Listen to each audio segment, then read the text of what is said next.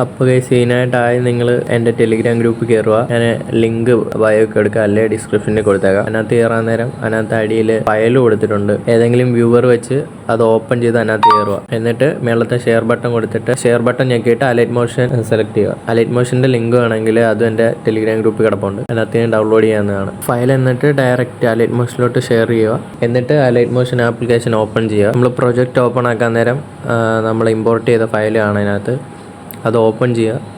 എന്നിട്ട് സൈഡിൽ I button കാണും, അതിൽ ഞെക്കി പിടിച്ചിട്ട് 7 ഫയലുണ്ട്, 7 കോപ്പി ചെയ്യുക. എന്നിട്ട് ന്യൂ പ്രൊജക്റ്റ് എടുക്കുക. എന്നിട്ട് അതിനകത്ത് നമ്മൾ ഇതെല്ലാം കൊണ്ടുപോയി പേസ്റ്റ് ചെയ്യുക.